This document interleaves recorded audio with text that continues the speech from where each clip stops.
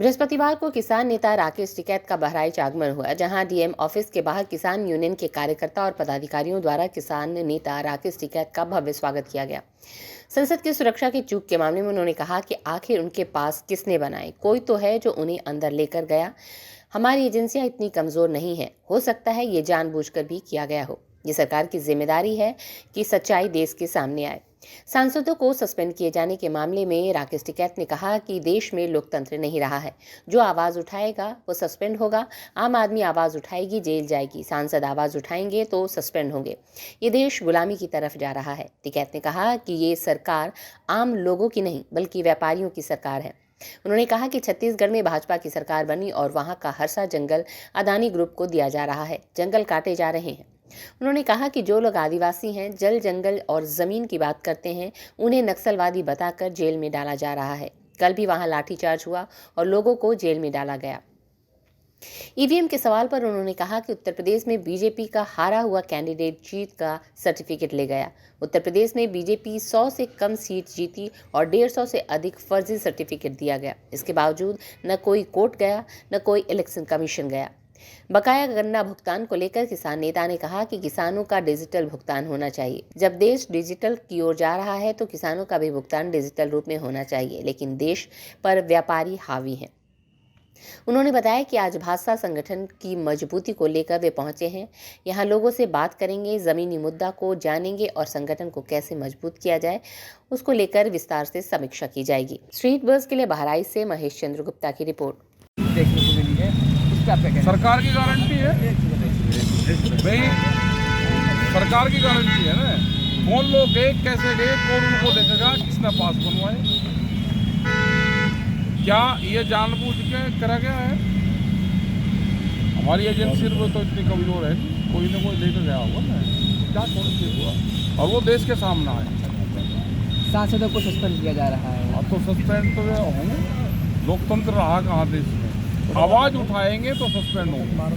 देश गुलामी की तरफ जा रहा है। कुछ नए बिल पास करने होंगे, संसद बाहर होंगे भाई। पार्लियामेंट में आवाज उठा के उनको बाहर भेजा जा रहा है। आम जनता आवाज उठा रही, उनको जेलों में बंद करा जा रहा है।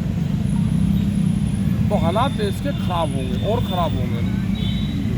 ये सरकार नहीं है तो व्यापारियों की सरकार है। देश पे कब्जा करके इस देश को लूटा जाएगा। जो आवाज उठाएगा वो या तो मारा जाएगा या जेल में बंद होगा। ये हालात होगा। देश में जिस तरह से जो है लोकसभा चुनाव होने वाले 2024 में आपकी भूमिका क्या रहेगी इसमें? हमारा तो आंदोलन का काम है भाई। गलत काम कोई करेगा उसके खिलाफ मूवमेंट हमारा काम रहेगा। वो कोई भी सरकार करे, वो चाहे बिहार में करे, छत्तीसगढ़ में करे, यहाँ पे करे।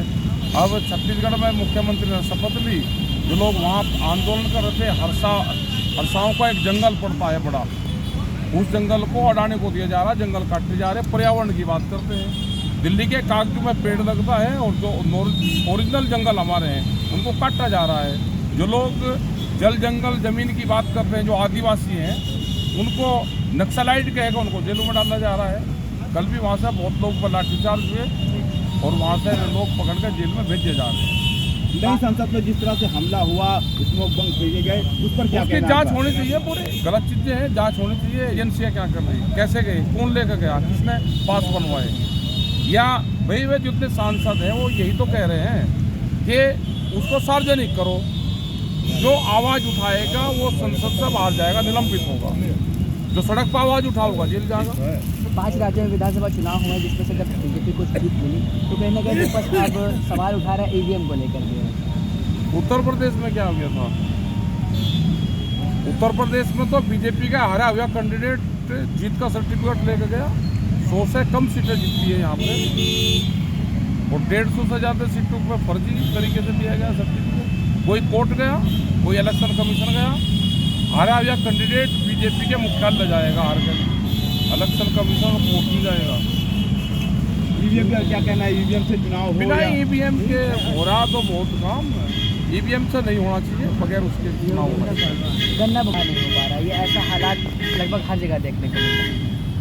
डिजिटल भुगतान होना चाहिए। अब डिजिटल, जब देश डिजिटल की तरफ जा रहा तो गन्ना किसान भी डिजिटल की तरफ चला जाए। गन्ना डालना, उसका भुगतान उसके खाते में चल जाए। ये व्यापारियों की सरकार है, देश पे कब्जा कर लिया इन्होंने, लोग समझ जाना चाहिए। मिर्जापुर में आज आपका कौन सा प्रोग्राम है, किस तरह का? हम लोगों से मिलेंगे जो यहाँ की समस्या है उस पर बातचीत करेंगे और अपना संगठन कैसे मजबूत होगा उस पर काम